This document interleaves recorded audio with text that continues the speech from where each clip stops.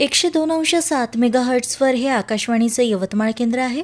प्रसारित करीत आहोत शेतकरी बंधू आणि भगिनींसाठीचा हा कार्यक्रम किसान वाणी. किसान वाणी. किसान वाणी, बहर कृषी तंत्रज्ञानाचा.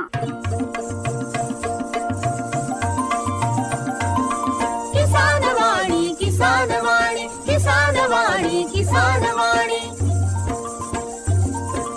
हिरव्या स्वप्नांची साधवाणी, प्रगत योगाची वेधवाणी, कृषी तंत्राची ही मंत्रवाणी. किसान वाणी, किसान वाणी, किसान वाणी, किसान वाणी.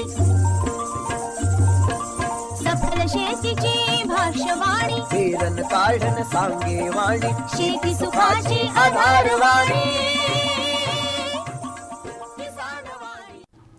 किसान वाणी कार्यक्रम ऐकणाऱ्या समस्त कास्तकार बंधू आणि भगिनींचं किसान वाणी या समस्त शेतकरी बंधू आणि भगिनींसाठीच्या या कार्यक्रमात मी शिवानी वानखडे आपलं सहर्ष स्वागत करते. शेतकरी बंधूंनो आणि भगिनींनो, कार्यक्रमात एक महत्त्वाचं निवेदन आता ऐकूयात. शेतकरी बंधूंनो, हॅलो कास्तकार हा फोन इन कार्यक्रम शनिवार आणि रविवार दिनांक 22 आणि 23 नोव्हेंबर 2025 रोजी किसान वाणी अंतर्गत प्रसारित होईल. या कार्यक्रमात आपणही सहभागी होऊ शकता. आपण आपले शेतीविषयक प्रश्न व समस्या विचारा, त्याला तज्ज्ञ, शास्त्रज्ञ आणि अधिकारी उत्तरे देतील आणि त्यांचं प्रसारणही केलं जाईल. तेव्हा आपले शेतीविषयक प्रश्न व समस्या विचारा. गुरुवार दिनांक 20 नोव्हेंबर 2025 रोजी दुपारी 3 ते 4 या कालावधीत तुम्हाला फोन करायचा आहे 07232 24 54 64 या फोन क्रमांकावर आणि म्हणायचं आहे हॅलो कास्तकार. निवेदन संपलं. शेतकरी बंधूंनो आणि भगिनींनो, किसानवाणी या कार्यक्रमाला आपण लगेचच सुरुवात करूयात. कार्यक्रमाच्या सुरुवातीला आपण ऐकूयात मुलाखत परसबाग याविषयी सहाय्यक शिक्षक नौशाद खान पठाण, जिल्हा परिषद शाळा बोरी प्रकल्प केंद्र मंगरूळ पंचायत समिती यवतमाळ यांची शिवानी वानखडे यांनी घेतलेली मुलाखत आता आपण ऐकूयात. शेतकरी बंधूंनो आणि भगिनींनो, नमस्कार मंडळी. शेतीसुद्धा आपल्याला समस्त शेतकरी बंधू आणि भगिनी करत आहेत, परंतु त्याचबरोबर नाविन्याचा मुद्दा म्हणजे परसबाग. तर याचविषयी सांगण्याकरिता आज आपल्या आकाशवाणीच्या स्टुडिओवर आलेले आहेत नौशाद खान सरदार अनवर खान पठाण. सर हे जिल्हा परिषद प्राथमिक शाळा बोरी प्रकल्प केंद्र मंगरूळ पंचायत समिती यवतमाळ येथे सहाय्यक शिक्षक म्हणून कार्यरत आहेत. चला तर श्रोते हो, जाणून घेऊया त्यांच्याकडनं. सर नमस्कार. नमस्कार. प्रथमतः तुमचं अभिनंदन सर की तुम्हाला उत्कृष्ट परसबाग स्पर्धेत यवतमाळ जिल्ह्यातून प्रथम क्रमांक तुम्ही पटकावलेला आहे. त्याविषयी प्रथमतः मला सांगा, तुम्ही यामध्ये सहभाग. त्या अंतर्गत मुद्दे दिलेले होते. त्या मुद्द्यांमध्ये शालेय पोषण आहारामध्ये वेगवेगळा भाजीपाला टाकणे, त्याच्यानंतर मायक्रोग्रीन नावाचं एक व्हेजिटेबल तयार होतं, ज्या मायक्रोग्रीनमध्ये आपण जो काही भाजीपाला लावतो तो छोट्या ट्रेमध्ये लावून त्याची 2 पाने वाढवायची आणि मग कच्चा तो मायक्रोग्रीनचा जो व्हेजिटेबल्स किंवा भाजीपाला आहे तर तो विद्यार्थ्यांना खाऊ घालायचा. त्याच्यानंतर भाजीपाल्याची विक्री करायचं. त्याच्यासोबतच सेंद्रिय पद्धतीने भाजीपाला कसा तयार करायचा, सिंचनाच्या आधुनिक पद्धतीचा वापर कसा करायचा, हे सगळे मुद्दे त्यामध्ये होते.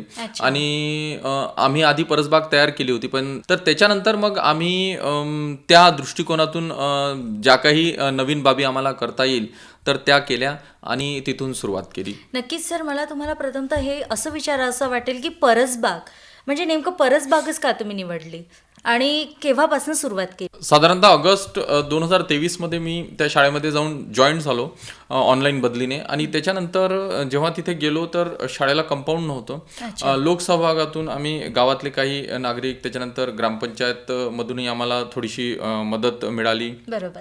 तिथले जे काही स्थानिक प्रतिनिधी होते, लोकप्रतिनिधी होते, त्यांच्याकडून आम्हाला मदत मिळाली. आणि अशा पद्धतीने एक 80-90 हजार रुपये आम्ही वर्गणीतून जमा केले आणि शाळेला जाळीचं कंपाऊंड केलं. जाळीचं कंपाऊंड केल्यानंतर साधारणतः 1-1.5 महिन्यामध्ये आम्ही तिथे तब्बल 60 विविध प्रकारच्या फळांची झाडे लावली. त्याच्यामध्ये ड्रॅगन फ्रूट, स्टार फ्रूट पासून तर आपल्या पारंपरिक शेतीमध्ये यूज होणारे पेरू असो, संत्रा, मोसंबी, आवळा, चिंच, फणस, ॲपल सगळे बोर, फळच. सगळे ऑल टोटल फळांची झाडे 5-5 फुटावर इस्रायल पॅटर्न म्हणजे अति घन लागवण ज्याला आपण 5-5 फुटावर म्हणतो बरोबर. ते 2-3 वेगवेगळ्या आंब्याच्या जाती लावल्या. आणि जो आम्ही कंपाऊंड केला होता त्या कंपाऊंडला 2-2 फुटाच्या अंतरावर तब्बल 120 शेवगाची झाडे लावली. अरे वा, खूप छान. तिथपर्यंत हा प्रवास होता. त्याच्यानंतर त्या नळाला आम्ही ड्रिप इरिगेशन सिस्टम अटॅच केलं आणि ही जी फळांची झाडं आहेत ही जगवणं सुरू केली. नक्कीच. परंतु पाणी जे आहे तर ते फार मोजकं होतं, कारण नळ जे आहे ते अर्धा-पाऊण तास यायचं आणि त्याच्यात शालेय वापरासाठी किंवा विद्यार्थ्यासाठी पिण्यासाठी पाणी असायचं. त्याच्यामुळे मग अनायसे तो जो भाग आहे तर त्या भागामध्ये बोरला वगैरे पाणी लागत नाही, परंतु 200 फूट जो बोर आमचा झाला त्याला बऱ्यापैकी पाणी लागलं. आणि मग तिथून ही जी परसबाग वगैरे आहे तर ही सगळी संकल्पना जी आहे तर ती मनात आली. बरोबर. आणि त्याच्यानंतर मग आम्ही हळूहळू परसबाग करणं सुरू केलं. आता परसबाग करत असतानाही आधुनिक सिंचनाच्या पद्धतीचा वापर करणे क्रमप्राप्त होतं. नक्कीच. तर त्या अनुषंगाने मग आम्ही वेगवेगळा भाजीपाला जो आहे तर तो लावला. आणि तब्बल पूर्ण म्हणजे जिथे जिथे आम्ही फळांची झाडे लावली होती, शेवगा लावला होता, तिथे तिथे जिथे जागा मिळेल तिथे आम्ही विविध प्रकारचा भाजीपाला लावला. त्याच्यामुळे मग आम्ही एक 15-16 हजार रुपये खर्च करून पूर्ण शाळेमध्ये मायक्रो स्प्रिंकलरचं सेटअप तयार केलं. वा. आणि मायक्रो स्प्रिंकलर आणि ड्रिपच्या ह्या सगळ्या प्लॅनिंग नंतर शेवगा, फळांची झाडे आणि भाजीपाला पिके तर हे सगळं आम्ही म्हणजे डेव्हलप करू शकलो. किती छान. म्हणजे बघा ना, एक तुमचा शिक्षकी पेशा, आलेत तुम्ही शेतकऱ्यांमध्ये. कसं काय सर हे? शेतीची बालपणापासून आवड होती. वडिलांना कष्ट करताना आपण पाहिलेलं होतं. बरोबर. आणि हे सगळं करत असताना मीही कुठेतरी शाळा शिकत असताना वडिलांसोबत सोयाबीन कापणी असो की तणनाशकाचे फवारे असो, तुरी काढायला, कापसाचे गठ्ठे आणायला तर ही जायचो. तर हे जे संस्कार आहेत तर ते लहानपणापासून रुजलेले होते. बरोबर. आणि त्याच्यामुळे ती हळूहळू आवड जी आहे तर ती निर्माण झाली. तुम्ही ही शेती करता? हां. नक्कीच. सर, तुम्ही म्हणालात की शेती ही पूर्ण परसबाग जी आहे ही पूर्ण तुम्ही शाळेत करत आहात. नक्कीच एकट्याचं यामध्ये काही सहभाग नसेल, बाकीचे पण असतील. सगळ्यांना कसं काय, पण तुम्ही एक उत्स्फूर्त असं व्यक्तिमत्व मला दिसत आहात, परंतु बाकीच्यांना कसं काय तुम्ही? लोकांचं वेळोवेळी मला सपोर्ट मिळत होतं. म्हणजे एक वेळ अशी आली होती की मागच्या वर्षी म्हणजे जुलै 2024ला मार्केटमध्ये जी कोथिंबीर होती तर ती जवळपास 300-350 रुपये किलो होती. जी पालक होती तर ती 100-150 रुपये किलोपर्यंत होती. परंतु आमच्या इथे त्या कोथिंबीरचे आणि पालकचे वाफेच्या वाफे भरून होते. तर एक छोटासा मला एक किस्सा आठवतो की गावात महालक्ष्म्यांचं जेवण होतं आणि परगावचे लोक येऊन राहिले होते आणि ते त्या परसबागेला पाहत होते आणि त्यांना त्याचं खूप अप्रूप वाटत होतं की बा इतक्या म्हणजे पावसाळ्यामध्ये ही जी परसबाग आहे, पालक आहे, कोथिंबीर आहे, हे जगलं कसं. तर मग मी थोडासा अभ्यास केला त्याचा आणि मग माझ्या लक्षात आलं की आमची जी जमीन होती ती मुरमाट होती. म्हणजे अगदी 6 इंचाचाही त्याच्यावर मातीचा थर नव्हता. कितीही पाऊस आला तर पाण्याचा निचरा होऊन जायचा. त्या म्हणजे एक्स्ट्रीम वेदर कंडिशनमध्ये किंवा खूप जास्त पावसामध्येही ती पालक आणि कोथिंबीर जगण्याचं कारण ते होतं की अत्यंत हलकी जमीन होती, पाणी धरून नाही ठेवायची आणि अशा जमिनीमध्ये पावसाळ्याची पालक आणि कोथिंबीर येते. तर अशा छोट्या छोट्या खूप साऱ्या गोष्टी आहे. जसं आम्ही आणखी एक उपक्रम केला होता किंवा रासायनिक पद्धतीने आम्हाला कोणताच भाजीपाला पिकवायचा नाही. मग वांगे पिकवत असताना ट्रायकोगामा नावाचे जे कार्ड्स मिळतात तर ते आम्ही वापरले. त्याच्यानंतर एक आणखी छोटासा उपक्रम केला की बा रासायनिक खते द्यायची नाही आहे कोणत्याच भाजीपाल्याला किंवा कोणत्याच फळाच्या झाडाला. मग आम्ही मुलांना एक डब्बा भरून म्हणजे बाथरूममध्ये वापरण्यासाठी किंवा लॅट्रिनसाठी वापरण्यासाठी जे डबे वगैरे असतात तर त्याच्यामध्ये शेण मुलांना आणायला लावला. त्याच्यानंतर ज्या घरोघरी चुली पेटतात किंवा बाहेर गरम पाणी करण्यासाठी चुली पेटतात तर त्या चुलीची राखड जी आहे तर ती मुलांना संग्रहित करायला लावली. आणि मग 1 किलो 2 किलो किंवा 1 डब्बा भरून 2 डब्बा भरून असं समजा आता 40 विद्यार्थी जर असतील, जर त्यांनी 1 किलो जरी राखड आणली तर 40 किलो राखड आमच्याकडे जमा व्हायची. मग ती मुलं त्या झाडांना द्यायचे. तर त्याचा परिणाम असा झाला की रासायनिक खताची गरज निर्माण झाली नाही. वाटलंच नाही की बा बिना रासायनिक खताचे हे सगळे पिकं आहे. आणि बाजूचे शेतकरी कोबीसारखी पिकं लावायचे, त्यांचं ते सक्सेस नाही व्हायचं. परंतु आमच्या ज्या सिंचनाच्या पद्धती होत्या, आमच्याकडे मायक्रो स्प्रिंकलर होते, वेळेवर आम्ही पाऊसही पाडू शकत होतो मायक्रो स्प्रिंकलरने, ड्रिपने आम्ही पाणी देऊ शकत होतो. तर त्याच्यामुळे आणि साथीला या शेणखताची आणि त्या चुलीच्या राखीची जी जोड त्या पिकांना लागली. आणि हलक्या जमिनीमध्ये काय होतं की हलक्या जमिनीला जर खायला दिलं तर ते लवकर अडॉप्ट करतं, कारण त्यांना माहीत असते की बा हे अन्न आलेलं आहे त्या झाडांना, याच्यानंतर आपल्याला मिळेल नाही मिळेल काही सांगता येत नाही. तर त्याच्यामुळे जे काही आपण पोषण देतो त्या झाडांना तर ते लवकर अडॉप्ट करतं किंवा लवकर घेऊन घेतं. तर त्याच्यामुळे अगदी म्हणजे एका टोमॅटोच्या झाडाला आम्ही तब्बल 100-150 टोमॅटो, जसं द्राक्षाच्या वेलीला द्राक्ष लागतात तसे टोमॅटो लागलेले. 1.5 महिन्यामध्ये गोबीचा गड्डा जो आहे तो 1-1.5 किलो झालेला, असं आम्ही पाहिलं. 6 महिने मुलांनी आमच्या इथे शेवगा खाल्लेला आहे, म्हणजे सप्टेंबर पासून तर होळीपर्यंत, मार्च एप्रिलपर्यंत. आणि इतकंच नाही तर कंपाऊंडला ती 120 झाडं असल्यामुळे आमचं बोरी प्रकल्प जे आहे तर ते 70 विद्यार्थ्यांचं छोटंसं गाव, 70 कुटुंबाचं छोटंसं गाव, 40च विद्यार्थी. तर त्या 70 कुटुंब असलेल्या गावांनीही बाहेरच्या बाजूने ज्या शेवगाच्या शेंगा लागायच्या त्यांना आधी चव माहीत नव्हती, परंतु मग हळूहळू मुलं त्यांना सांगत गेली की शेवगाच्या शेंगा खूप चांगल्या लागतात. मग तेही बाहेरून यायचे, तोडायचे आणि घेऊन जायचे. आता माझी तिथून बदली झाली यावर्षी, आता मी हातोला येथे आलेलो आहो.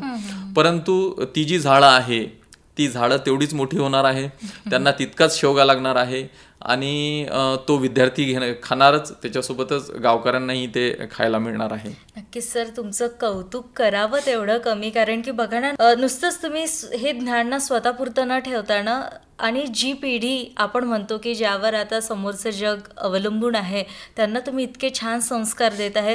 तुमच्या या बोलण्यातून, तुमच्यासोबत संवाद करताना लक्षात येत आहे की कुठेतरी आवड असते, परंतु नुसतीच आवड आहे म्हणून तुम्ही न सांगता ते करून सुद्धा दाखवलं. नक्कीच याच्या मागे खूप मेहनत आहे, शास्त्रोक्त पद्धतीने तुम्ही सगळं हे करत आहात. सर, कसं वाटतं फायनल रिझल्ट पाहताना?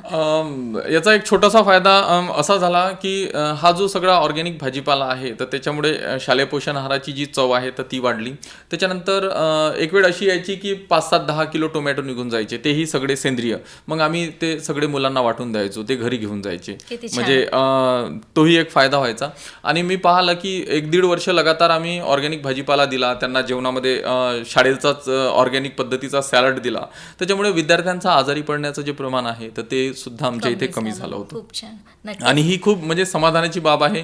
त्याच्यानंतर आमच्या शाळेतून जे काही आम्ही नाविन्यपूर्ण सगळं केलं होतं तर त्या घेऊन गेल्या. मायक्रो स्प्रिंकलरचा सेटअप जो आहे मध्ये बऱ्याच शाळांमध्ये आता लागलेला आहे. त्याच्यानंतर आमचे जे, आणि खरंच ती एक पाहण्यासारखी शाळा आहे. कोणाला जर इच्छा असेल की बाबा खरंच शाळा डेव्हलप करताना काय करायला पाहिजे तर त्याचं एक मूर्तिमंत उदाहरण जे आहे तर ते बोरी प्रकल्प शाळा. नक्कीच. आणि याचं मला तरी वाटतं की सगळं श्रेय हे तुम्हाला जातं, नाही का? कारण की एक असतं ना सर की ठीक आहे, प्रत्येक नोकरीचा भाग असतो, मग तो कुठलाही पेशा असो, 10 ते 5 नोकरी करायची आणि आपलं घरी यायचं, परंतु तुम्हीच पूर्ण तुमचं आयुष्य यामध्ये सर्व झोकून दिलेलं आहे. सर, जेव्हा तुम्ही आता ही एक शाळा तुम्ही पूर्ण डेव्हलप केलेली आहे, तुम्हाला आहे बराच सहभाग आहे, सगळं आहे, परंतु एक तुम्ही आमच्यासमोर एक आहात की नाही, तुम्ही सुरुवात केलेली आहे म्हणून. आता तुमची बदली झालेली आहे. नक्कीच बघा ना, एक शाळा तुम्ही इतकी सुंदर केलेली आहे, परंतु तुम्हाला त्या गोष्टीचं वाईट वाटत नाही की नाही मी दुसरीकडे चाललो आहे तर त्याच्यामुळे हे मागे पडेल म्हणून. मला नक्कीच विश्वास आहे की तुम्ही पुढचे सुद्धा जिथे जिथे जाल त्या त्या शाळा तुम्ही समृद्ध कराल. काय म्हणाल? श्रेय सर्वात महत्वाचं की श्रेयासाठी केलेलं नाहीये, विद्यार्थ्यांना देण्यासाठी केलेलं आहे.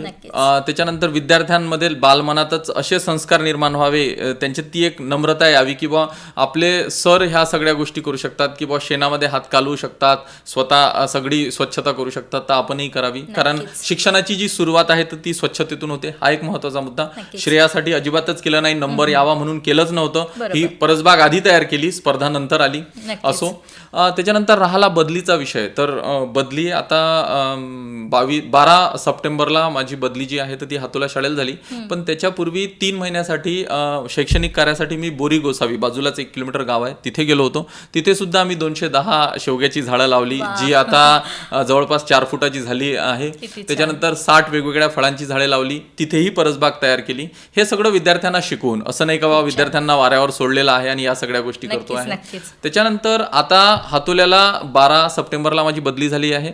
आज आपण ही मुलाखत रेकॉर्ड करतो आहे. तिथे सुद्धा ड्रीप मल्चिंग करून आम्ही परसबाग 4 दिवसापूर्वीच तयार केली अरे आहे. वा, तिथे द्विशिक्षकी शाळा आहे. आदरणीय समीर डाखोरे सर माझ्यासोबत आहे. ही परसबाग तयार करण्याचं श्रेय जे आहे तर ते समीर डाखोरे सरांना जास्त जातं, कारण त्यांनीही खूप मेहनत घेतली गेल्या 10-12 दिवस. नक्कीच. आणि आता आणखी मायक्रोग्रीन चा जो एक छोटासा उपक्रम आहे तो सुद्धा आम्ही शाळेमध्ये करणार आहोत. आणि ह्या सगळ्या गोष्टी आता अंगवळणी पडल्या आहे. म्हणजे असं वाटतं की बा नाही, हे सगळं हवंच शाळेमध्ये. हे जर मला असं नसेल, वाटत असेल गणित विज्ञान यासोबत हा एक सब्जेक्ट आहे Yes, तुमचा, yes. नाही का? Yes, yes, yes. खूप छान. आणि विद्यार्थ्यांचं पण कौतुक करावं तेवढं कमी, कारण की बघा ना, आजकाल बाकी या विषयांसोबतच हे सुद्धा करणं, तेही स्वतः मातीत उतरून, म्हणजे खूप मोठी गोष्ट आहे. सर, तुम्ही म्हणालात की तुम्ही वेगवेगळ्या प्रकारचे फ्रुट्स तुम्ही लावलेले आहेत, फळं लावलेले आहेत. बरं, याचे रोपं कुठनं आणले आहेत आणि कशा प्रकारे जोपासना केली जाते? बोरी प्रकल्प शाळेमध्ये आम्हाला आदरणीय सुनील ढोले साहेब कारंजा गाडगेला त्यांची श्री नर्सरी म्हणून आहे, तर त्यांनी आम्हाला ते झाडं फ्री ऑफ कॉस्ट दिली होती. अच्छा. त्याच्यानंतर इथे जे आहे बोरी प्रकल्पला कारंजा गाडगेवरून आणले. बोरी गोसावीला जी आम्ही झाडं लावली यवतमाळमध्ये, त्यांनी आम्हाला साधारणतः 30 एक झाडं दिली त्यांच्याकडून. त्यांनी तब्बल आम्हाला 22,000 रुपयाची झाडं यावर्षी दिली. त्याच्यामध्ये लॉनही दिला, त्याच्यानंतर शोभेची झाडं दिली. आणि कसं आहे, आपल्या प्रयत्नांना पाहून लोकही आपल्याकडे अप्रोच होतात आणि त्यांना जर असं वाटेल की आपण केलेल्या दानाचं जे म्हणजे काहीतरी चीज होते आहे किंवा कुठेतरी त्या चांगल्या कामी लागत आहे, तर लोकही आवर्जून आपल्याला जसं मदत करतात.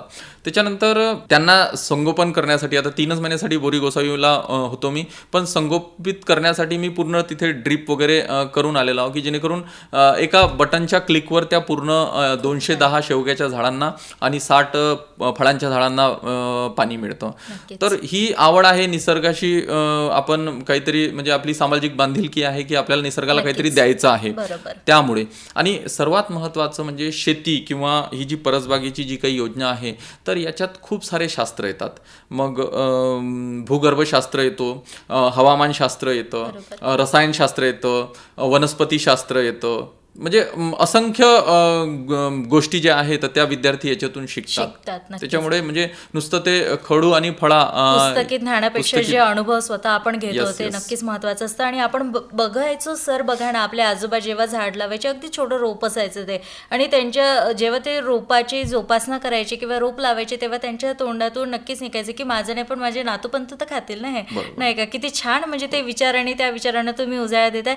नक्कीच सर, जाता जाता तुम्ही समस्त शेतकरी बंधू आणि भगिनींना परसबागेचं महत्त्व काय सांगाल, आणि तुमच्या शाळेचा जो तुम्ही उपक्रम हाती घेतलेला आहे, उत्कृष्ट उपक्रम म्हणायला हरकत नाही, तर याविषयी समस्त शिक्षक वर्गांना तुम्ही काय सांगाल?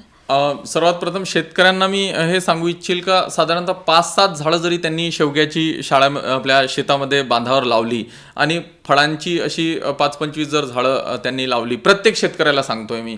आणि खूप स्वस्तामध्ये आजकाल बडिंगची कलमे उपलब्ध आहे. जसं पेरू आहे, 6 महिन्यातच त्याला पेरू लागणं सुरू होते. आता तो काळ गेला की आजोबांनी लावायचा आणि नातवांनी खायचं, आपणच लावायचं, आपणच खायचं असं. तर त्याच्यामुळे आपण करू शकतो. याच्यातून 2 फायदे होतील. एक तर जी काही आपली मिळकत आहे, आपण पेरू किंवा फळं खरेदी करताना जी खर्च होते ती होणार नाही. साधारणतः एक केळीचं झाड लावलं तर ते वर्षानुवर्ष ते केळी आपल्याला देतो. आणि दुसरं म्हणजे आपल्याला ऑर्गॅनिक खायला मिळेल. परसबागेचाही विषय जो आहे, एक 20x20 मध्ये जर 5-7 रोपं आपण जर लावली तर त्याच्यातून आपला म्हणजे जो काही भाजीपाला खरेदी करण्याचा खर्च आहे तो वाचेल. त्याच्यासोबतच आपल्याला ऑर्गॅनिक खायला मिळेल. आणि फार मोठ्या क्षेत्रावर करायचं नाही, थोड्याशा क्षेत्रावर करायचं आहे. शेणखत आणि राखेचं मी एक छोटंसं उदाहरण आपल्याला मुलाखतीत दिलेलं आहे, ते करावं लागेल. आणि समर्पणाची भावना पाहिजे आहे. एक निष्ठ होऊन ह्या सगळ्या गोष्टी कराव्या लागतात. एका पवित्र मनाने लावलेलं कोणतंही झाड जे आहे ते मरत नाही, फक्त त्याच्या मागे स्वार्थ नसायला पाहिजे. जर तो स्वार्थ असेल तर ते जगणार नाही.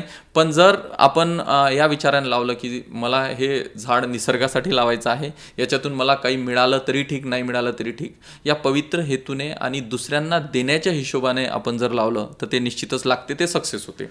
आता राहिला शिक्षक बांधवांना मार्गदर्शन करण्याचा किंवा सांगण्याचा विषय, तर मी एक फार छोटा व्यक्ती आहे, पण परसबाग हा असा उपक्रम आहे की जो विद्यार्थ्यांना नवनवीन गोष्टी देतो आहे, नवचैतन्य त्याच्यामध्ये निर्माण करतो आहे आणि त्या हिशोबाने त्या परसबागेच्या बहाण्याने आपली जी शाळेची जी दुपारची खिचडी आहे तर ती सुद्धा स्वादिष्ट होत आहे. आणि एखाद्याला या रासायनिक जगामध्ये सेंद्रिय किंवा ऑर्गॅनिक अन्न देणं किंवा ऑर्गॅनिक भाजीपाला खाऊ घालणं याच्यासारखं पुण्य कुठेच मिळणार नाही. तर त्याच्यामुळे ते पुण्य आपल्याला फुकटात कमवायला मिळत आहे. आपण तिथे दररोज जातोच आहे. तर त्याच्यामुळे प्रत्येक शाळेने परसबाग करायला पाहिजे अशी सर्वांना हात जोडून विनंती करतो. नक्कीच खूप सुंदर, खूप छान विचार सर तुमचे. आणि तुम्ही सांगतच आहात तर मी व्हिज्युअलाइज करू शकते की ती परसबाग किती सुंदर असेल, नाही का. नक्कीच धन्यवाद सर, तुम्ही आकाशवाणीच्या स्टुडिओवर आला, तुमच्या परसबागेविषयी, त्यानंतर समस्त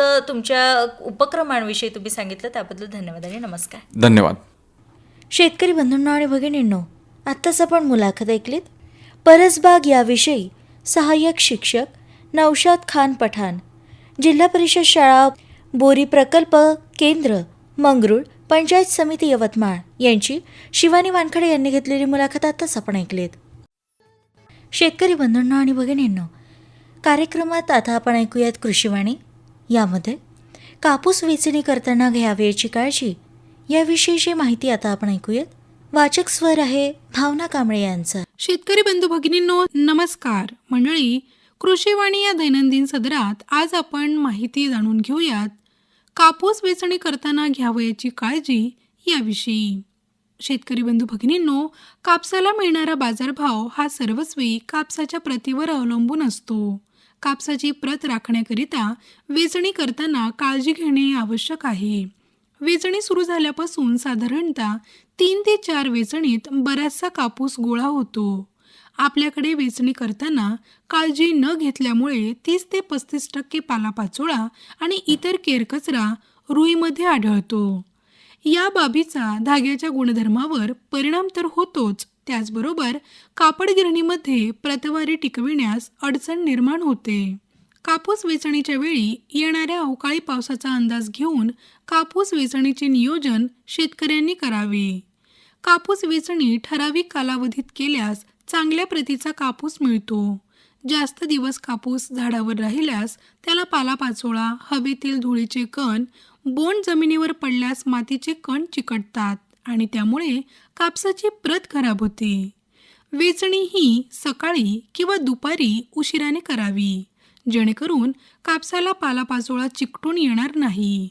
बोंडे वेचताना पालापाचोळा चिकटल्यास त्याच वेळी काढावे आणि स्वच्छ कापूस गोळा करावा. अपरिपक्व आणि अर्धवट उमललेल्या बोंडातील कापसात पाण्याचे प्रमाण जास्त असते, त्यामुळे अशा बोंडातील कापूस वेचून तसाच साठविल्यास रुईला पिवळसरपणा येतो, धाग्याची ताकद कमी होते आणि कापसाची प्रत खालावते. शिवाय अशा कापसाच्या सरकेचे आवरण टणक नसल्यामुळे गलाई करताना सरकी फुटते आणि ती रुईमध्ये मिसळते. परिणामी रुईची प्रत खराब होते. परिपक्व आणि पूर्ण फुटलेल्या बोंडातील कापसाची प्रत चांगली असते आणि या कापसापासून मिळणाऱ्या रुई आणि धाग्याची प्रत उच्च दर्जाची असते. म्हणूनच कापसाच्या तसेच रुईच्या दर्जेदार उत्पादनाकरिता वेचणी करताना पूर्णतः परिपक्व आणि पूर्ण उमललेल्या बोंडातीलच कापूस वेचणी करावा. तर शेतकरी बंधू भगिनींनो, अशा प्रकारे आताच आपण कापूस वेचणी करताना घ्यावयाची काळजी याविषयी डॉक्टर पंजाबराव देशमुख कृषी विद्यापीठ अकोला यांच्याकडून प्राप्त माहिती ऐकली. श्रोते हो, आत्ताच आपण माहिती ऐकलीत कापूस वेचणी करताना घ्यावयाची काळजी याविषयी. वाचक स्वर होता भावना कांबळे यांचा. शेतकरी बंधूंनो आणि भगिनींनो, कार्यक्रमात एक महत्त्वाचं निवेदन आता ऐकूयात. शेतकरी बंधूंनो, हॅलो कास्तकार हा फोन इन कार्यक्रम शनिवार आणि रविवार दिनांक 22 आणि 23 नोव्हेंबर 2025 रोजी किसानवाणी अंतर्गत प्रसारित होईल. या कार्यक्रमात आपणही सहभागी होऊ शकता. आपण आपले शेतीविषयक प्रश्न व समस्या विचारा, त्याला तज्ज्ञ, शास्त्रज्ञ आणि अधिकारी उत्तरे देतील आणि त्यांचं प्रसारणही केलं जाईल. तेव्हा आपले शेतीविषयक प्रश्न वा समस्या विचारा. गुरुवार दिनांक 20 नोव्हेंबर 2025 रोजी दुपारी 3 ते 4 या कालावधीत तुम्हाला फोन करायचा आहे. 072 32 24 54 64 या फोन क्रमांकावर आणि म्हणायचं आहे हॅलो कास्तकार. निवेदन संपलं. चला तर श्रोते हो, वेळ झाली आहे किसानवाणी या कार्यक्रमाची सांगता करण्याची. भेट तर आहेच उद्याच्या आपल्या किसानवाणी या कार्यक्रमात एका नवीन माहिती आणि मार्गदर्शनात्मक मुलाखतीसह. तोपर्यंत शिवानी वानखडेला द्या रजा. नमस्कार. माहितीचं वावर किसान वाणी.